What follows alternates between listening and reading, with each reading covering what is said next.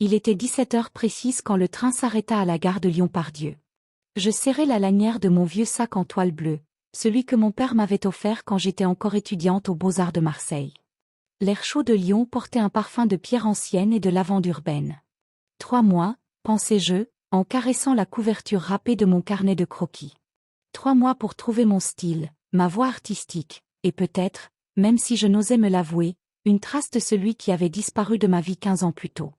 Dans le quartier de la Croix-Rousse, tout vibrait d'une énergie bohème qui me coupait le souffle. Des femmes en robe fluide couleur grenat dansaient sur un air d'accordéon, leurs talons marquant le pavé comme des battements de cœur. Je m'installai à une petite table, près d'un stand décoré de lanternes en papier rouge. J'ouvris mon carnet et me perdis dans le trait d'une danseuse aux hanches souples et au regard audacieux. Une rafale de vent fit voltiger mes feuilles. Mes croquis, criai-je en accent marseillais, tendant la main en vain. Un bras solide attrapa les feuilles en plein vol. Quand je levai les yeux, je vis des iris vert olive, encadrés par des sourcils arqués avec une curiosité presque féline. « Je crois que ceci est à vous, artiste, » dit-il d'une voix rauque au air, roulée comme les galets du Rhône. Nos doigts se frôlèrent lorsqu'il me rendit mes feuilles. Un frisson étrange traversa ma nuque. Il se présenta avec une révérence moqueuse. Raphaël Delorme, de la famille Delorme de Beaujolais. Mais ce soir, je suis juste un homme conquis par la fête. Camille Lefebvre, de Marseille. Mais ce soir, je suis une artiste en quête d'inspiration, répondis-je avec un sourire timide. Il s'assit sans attendre mon accord, pointant du doigt le croquis inachevé de la danseuse. Tes traits ont de l'âme, mais il manque une étincelle, observa-t-il en sirotant un verre de vin rosé. Avant que je puisse répondre, un groupe se mit à jouer un vieux air de bal musette. Raphaël se leva d'un bond, me tendant la main avec un regard espiègle. Tu veux continuer à définer la danse ou la vivre, marseillaise? Je ne sais pas comment je me suis retrouvée sur cette piste improvisée. Mes pieds, habitués au rythme lent du sud, trébuchaient sur les pas rapides du bourré, mais Raphaël me guida avec une douceur ferme, riant doucement quand je jurais en provençal en lui écrasant les pieds. On ne danse pas ainsi à Marseille, pas vrai? Là-bas, on danse en cercle, pas comme des fous en liberté. Je ris fort, enivré par le moment et par les effluves de vin. Quand la musique ralentit, il ne me lâcha pas. Sa main, rugueuse d'un travail qu'on devinait agricole, caressa le dos de la mienne avec une tendresse étonnante. Qu'est-ce qui amène une artiste du Sud à Lyon pendant la fête des Lumières? Murmura-t-il, son souffle chaud effleurant ma joue. Je cherche des couleurs que je ne trouve plus chez moi, répondis-je, les yeux vers les étoiles. Le Nord a beaucoup de couleurs, certaines lumineuses, d'autres dangereuses, souffla-t-il. Nous avons marché ensemble jusqu'à ma petite chambre louée chez une vieille dame du Vieux-Lyon. Devant la porte, Raphaël me prit la main et y déposa un baiser, presque théâtral. Demain, je t'emmène voir mes vignes. La lumière y est unique, elle traverse les feuilles comme une promesse. Tu ne voudras plus définer autre chose. Quand la porte se referma, je restai dos au bois, le cœur battant comme une vieille chanson.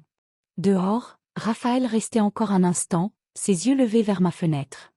Le lendemain, à l'heure dorée où le soleil caresse les toits de tuiles, un vieux taxi m'emmena jusqu'aux portes d'un domaine viticole au nord de Lyon. Sur le fer forgé, on pouvait lire « Domaine Delorme 1856 », les lettres légèrement rongées par le temps. Les vignes ondulaient sur les collines comme des vagues vertes et le parfum sucré du raisin mûr flottait dans l'air. « Je ne pensais pas que tu viendrais », dit une voix grave dans mon dos. Raphaël m'attendait, adossé à un vieux chêne. Sa chemise en lin était entr'ouverte, laissant deviner une peau dorée par le soleil. Il souriait, une fossette malicieuse creusant sa joue droite. Mon cœur fit un saut étrange. J'ai failli ne pas venir, murmurai-je. Je ne suis pas du genre à suivre des inconnus dans les vignes. Après hier soir, on n'est plus tout à fait inconnus, non? Répondit-il en m'offrant sa main comme s'il l'avait toujours fait. Je la pris. L'intérieur de la cave principale ressemblait à une cathédrale. Des rangées de barriques centenaires alignées comme des pèlerins silencieux, une odeur de bois, de vin et d'histoire. Raphaël posa sa paume sur un tonneau gravé d'un dé ancien.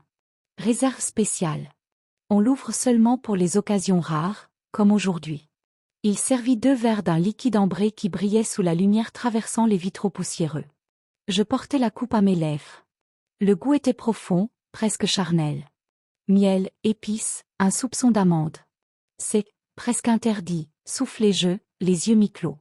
Comme toi, répondit-il, les yeux plantés dans les miens. Il y avait dans son regard une forme d'attention qui me troublait. Comme s'il me lisait à travers le verre. Un grincement de pas sur le sol en pierre nous fit sursauter. Un homme apparut à l'ombre d'un pilier. Élégant, trop élégant pour un domaine viticole. Cheveux gominés, costume gris trop bien repassé. Alors c'était vrai, dit-il avec un sourire sans chaleur. Le grand Raphaël Delorme a trouvé sa muse. Raphaël se redressa, la mâchoire tendue. Lucien, je ne savais pas que tu passais aujourd'hui. Être le conseiller juridique de la famille donne certains privilèges, dit-il en s'approchant. Lucien Belmont. Enchanté. Il me prit ma coupe sans attendre, y goûta comme si elle lui appartenait déjà, les yeux braqués sur moi. Camille est artiste, intervint Raphaël en reprenant brusquement la coupe. Lucien haussa un sourcil. Bien sûr. Elles viennent toutes pour les paysages, au début. Je me sentis glacé. Plus tard, nous étions assis sous le vieux chêne. Je faisais tourner ma coupe vide entre les doigts, troublé. Ton ami ne m'aime pas beaucoup, soufflai-je. Lucien, compliqué. Nos familles sont liées depuis longtemps, mais aujourd'hui... Il s'interrompit en voyant passer un groupe d'ouvriers. Lorsqu'ils furent hors de vue, sa voix devint plus basse. Il y a des choses que tu ne peux pas comprendre sur ce lieu. Sur cette terre. Les vignes cachent des secrets, plus sombres que le plus noir de nos crues. Je voulais poser 1000 questions, mais à ce moment-là, son téléphone vibra. Il pâlit en regardant l'écran. C'est mon père. Je dois y aller. Il partit en hâte vers le vieux mas. Je restai seul, jusqu'à remarquer qu'il avait laissé tomber un petit carnet. En le ramassant, une vieille photo glissa entre les pages. Un groupe d'hommes devant cette même cave. L'un d'eux, très jeune, avait les mêmes yeux que Raphaël, et se tenait à côté d'un autre visage que je connaissais. Mon père. La pluie ruisselait lentement le long des vitres anciennes de ma chambre dans le vieux Lyon, dessinant des traînées argentées comme des larmes sur un visage. Assise en tailleur sur le lit, je feuilletais encore le carnet de croquis que Raphaël avait oublié. L'odeur du cuir patiné et du graphite humide flottait dans l'air, familière, rassurante. Parmi les pages, j'avais retrouvé une photo ancienne. Un cliché sépia un peu flou montrant un groupe d'hommes devant ce qui semblait être l'ancienne cave du domaine. L'un d'eux, jeune, possédait les mêmes yeux que Raphaël, et juste à côté, un visage que je n'avais pas vu depuis des années, mon oncle, Arnaud Lefebvre. Pas mon père, non, mais un homme que j'avais toujours soupçonné de cacher quelque chose sur le passé de ma famille. Quel était le lien avec la famille Delorme? Je sentais dans mon ventre un frisson confus, mélange d'excitation et de trouble. Mon regard s'attarda sur une des pages du carnet. Un dessin. Moi. Croqué avec une précision presque douloureuse. Assise sous le chêne, en robe d'été, les jambes croisées et nues jusqu'aux genoux, mon regard perdu dans l'horizon. Le trait était tendre, respectueux, mais empreint d'une sensualité légère. Mes lèvres entr'ouvertes, mes doigts jouant distraitement avec un ruban. Mon cœur s'emballa. Je refermai doucement le carnet, le tenant contre ma poitrine. Le lendemain, je retournai au domaine. Raphaël m'attendait dans l'allée bordée de cyprès, l'expression tendue, presque froide. La pluie avait laissé des perles d'eau sur ses cheveux, et sa chemise légèrement trempée collait à sa peau, révélant ses épaules larges et les contours de son torse. Il tenait quelque chose à la main, une lettre. Tu aurais pu être honnête avec moi, Camille. De quoi parles-tu? Il me tendit la lettre. J'y reconnus mon nom, mon écriture, mais ce n'était pas moi. Des mots que je n'avais jamais écrits. Quelqu'un avait imité ma main. Lucien t'a donné ça? Demandai-je, glacé. Il dit que tu t'intéresses à nous, pour d'autres raisons. Il recula d'un pas. Mon cœur se serra. Raphaël, je ne t'ai jamais menti. Ce que je cherche ici, ce n'est pas un secret. C'est de la vérité.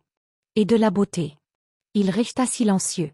Son regard, un instant, sembla vaciller. Puis il tourna les talons et s'éloigna dans les vignes, ses bottes écrasant les feuilles humides avec une lenteur rageuse. Ce soir-là, incapable de trouver le sommeil, je descendis discrètement jusqu'à la cave. L'odeur du vent, du bois humide et de la terre ancienne m'enveloppa comme un vieux parfum oublié. Je laissai mes doigts glisser sur les tonneaux. Il y avait quelque chose d'intimement charnel dans ces lieux. La pénombre, la chaleur résiduelle, le silence épais. Je portais une robe légère en coton blanc, sans manches, qui collait doucement à ma peau à cause de l'humidité. Mes pieds nus faisaient à peine du bruit sur les dalles froides. Dans un recoin, j'aperçus une silhouette familière, penchée sur un vieux coffre. Raphaël. Il leva les yeux vers moi, surpris, puis ses traits se détendirent. Je ne pensais pas te revoir ici, dit-il doucement. Je m'approchai lentement. Il me tendit une feuille jaunie par le temps, un plan ancien du domaine, griffonné à la main. Mon grand-père dessinait tout. Même les chemins secrets. Nos mains se frôlèrent à nouveau, mais cette fois, il ne me repoussa pas.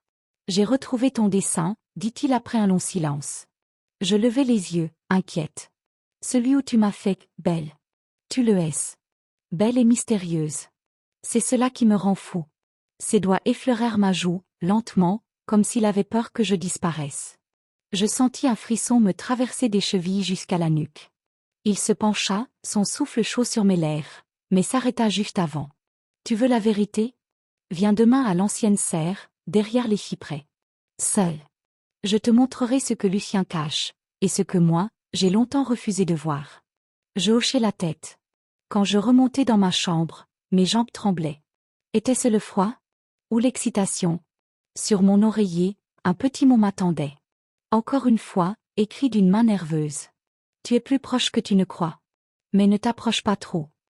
Le lendemain matin, le ciel s'était teinté d'un gris de cendre. Un fin brouillard glissait entre les cyprès, rendant le domaine silencieux comme un rêve suspendu.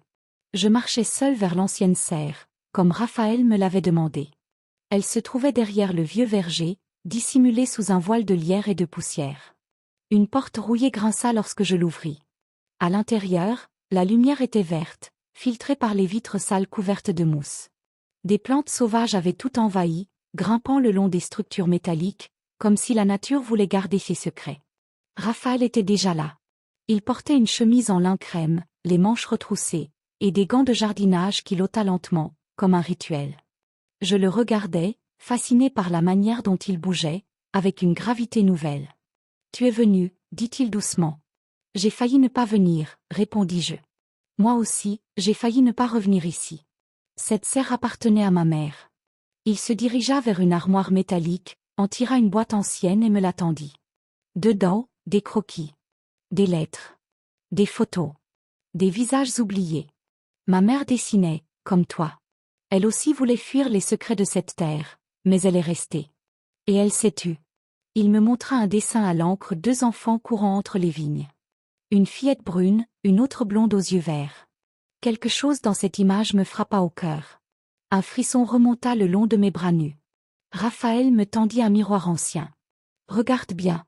Dans la poussière du miroir, mon visage se refléta à côté de celui d'une fillette sur la photo. C'était moi. J'étais cet enfant.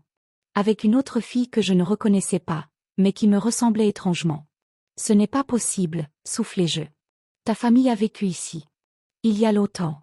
Tu as été effacée de l'histoire, Camille. Je vacillai. Il m'attrapa par les épaules, ses mains chaudes sur ma peau froide. Son regard était doux mais brûlant. Tu n'as pas idée de ce que j'ai ressenti en voyant ton dessin. Tu m'as redonné quelque chose que je croyais mort. Je ne répondis pas. Ma main se glissa contre son torse, sentant les battements de son cœur à travers le tissu humide de sa chemise. Il se pencha, effleurant ma tempe de ses lèvres. Nous étions là, au milieu des feuilles, entre les racines du passé et la sueur du présent. Le parfum du métal rouillé, du bois mouillé, du jasmin sauvage créait une étrange alchimie. Il glissa une mèche de mes cheveux derrière mon oreille. Un geste simple, mais chargé d'électricité. J'ai besoin de toi pour comprendre ce qu'on nous a volé, murmura-t-il. Et pour me rappeler qui je suis. Un bruit sec les fit sursauter. Derrière les vitres embuées, une silhouette passa furtivement. Quelqu'un les observait. Vite, suis-moi, dit-il. Nous sortîmes par une petite porte cachée derrière des bacs à semis, débouchant sur un sentier oublié. Raphaël me conduisit jusqu'à une dépendance abandonnée, à moitié engloutie par les ronces. À l'intérieur, une simple pièce. Au sol, des dossiers, des archives poussiéreuses, des bouteilles vides. Il en sortit une enveloppe scellée. Dessus, une écriture familière. Mon nom. Je ne devrais pas avoir ça. Lucien l'a gardé caché dans le coffre de mon père. J'ai douté, mais maintenant, je sais que tu dois la lire. Je ouvris lentement l'enveloppe. À l'intérieur, une lettre datée de plus de 15 ans. Signée Arnaud Lefebvre. Mon oncle. Il parlait d'un arrangement entre les Delorme et les Lefebvre, d'un héritier à cacher, d'une jumelle. Je levai les yeux vers Raphaël, bouleversé. Tu penses que je suis? Il hocha lentement la tête. Pas seulement une artiste, Camille. Tu es liée à cette terre. À moi. Et à une vérité que Lucien ferait tout pour enterrer. Il me prit la main, et nos doigts s'entrelacèrent lentement. Pas comme un couple. Pas encore. Comme deux pièces d'un même passé brisé, qui cherchaient enfin à s'imbriquer. Un vent froid soufflait sur le domaine. Le ciel avait cette couleur bleu acier qu'on voit juste avant l'orage.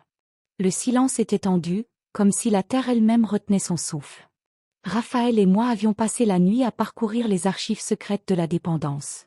Chaque document, chaque photo, chaque note griffonnée formait un puzzle vertigineux. 2 familles. 2 enfants. Un passé effacé avec soin et violence. Je portais une robe en velours bleu nuit, trouvée dans une vieille malle. Elle sentait la lavande et le bois ancien. Un peu trop grande, elle tombait sur mon épaule, dévoilant ma clavicule comme un bijou discret. À mes pieds, des escarpins noirs vernis qui semblaient trop élégants pour fouler la boue. Et pourtant, je marchais vers la grande bâtisse des Delorme avec une détermination qu'aucune tenue ne pouvait contenir. « Tu es prête ?» demanda Raphaël, vêtu d'un long manteau noir, les cheveux tirés en arrière, l'allure grave. Je hochai la tête. Dans le salon principal, nous attendait Lucien Belmont, debout, une coupe de vin à la main, l'air plus détendu que jamais. Mais ses yeux trahissaient un agacement. Comme dans un mauvais théâtre, murmura-t-il. Le fil perdu, la muse retrouvée, le passé qui revient par la porte de service. Je posai doucement l'enveloppe sur la table basse. À l'intérieur, la lettre d'Arnaud Lefer, des extraits de registre, des photos d'enfants, un double acte de naissance avec mon nom, rayé, puis réinscrit sous une autre identité. Lucien ne bougea pas. Puis, il éclata d'un rire sec. « Vous croyez que ça suffit ? Qu'un peu de papier poussiéreux changera tout ? Ça ne change pas tout, répondis-je calmement. Mais ça suffit à faire tomber le masque. » Lucien posa son verre avec un calme effrayant. Il s'approcha. Trop près. « Tu sais ce qui arrive aux curieuses, Camille ?» Raphaël s'interposa, son regard sombre comme le vin dans son verre. « Touche-la, et c'est moi que tu affronteras. » Cette fois, plus de compromis. Lucien sourit, mais recula d'un pas. « Vous ne comprenez rien à ce jeu. Vos parents ont bâti ce domaine sur des mensonges. Moi, je les vais simplement protéger. » Il se dirigea vers la porte. « J'espère que tu sais ce que tu fais, Raphaël. Cette vérité te coûtera plus que tu ne crois. » Et il disparut dans l'ombre du couloir, comme un fantôme. Quelques semaines plus tard, le domaine de l'Orme était en pleine transformation. Une nouvelle plaque brillait sous le soleil d'automne. Galerie et vignoble de l'Orme-Fèvre, là où l'art et le vin s'enlacent. Une idée de Raphaël. Ou de nous deux, en vérité. Il avait gardé tous mes croquis, les avait fait encadrer et accrocher dans l'ancienne cave. Chaque fût portait désormais le nom d'un tableau. Une façon de faire respirer la terre à nouveau. Ce soir-là, nous étions seuls dans la serre restaurée. Le sol avait été nettoyé, les vitres remplacées. Mais l'odeur du jasmin restait. J'étais allongé sur une chaise longue, vêtue d'une nuisette en satin ivoire, couverte d'un gilet de laine qu'il m'avait prêté. Mes pieds nus reposaient sur son genou pendant qu'il lisait une vieille lettre à voix basse. Ses doigts traçaient distraitement des cercles sur ma cheville. « Tu sais, dit-il en murmurant, je pense que le vin ne m'a jamais autant parlé qu'en te regardant dessiner. » Je souris, les yeux mi-clos. « Et moi, je pense que tu m'as réveillé. Comme une vendange tardive. » Nous rîmes doucement, avant que le silence ne nous enveloppe à nouveau. Pas pesant. Intime. Sensuel. Mais alors que je fermais les yeux, une pensée me frappa. Raphaël, et si elle était toujours vivante ? Il releva la tête, surpris. Qui ? L'autre fille, la petite blonde sur la photo. Ma sœur. On n'a jamais trouvé de preuve qu'elle. Il fronça les sourcils. Une ombre passa dans son regard. Tu crois qu'il y a encore un secret ? Je suis sûr qu'il y en a encore. Et je veux le découvrir. À cet instant, un léger bruit résonna contre la vitre de la serre. Une ombre, furtive, passa entre les plantes. Une silhouette féminine. Je me levai d'un bond, pieds nus sur le carrelage froid, et ouvris la porte. Mais dehors, il n'y avait rien. Juste un papier glissé sous une pierre. Je me penchai pour le ramasser. Une seule phrase, manuscrite, d'une écriture familière. Tu m'as oublié, Camille. Mais moi, je me souviens.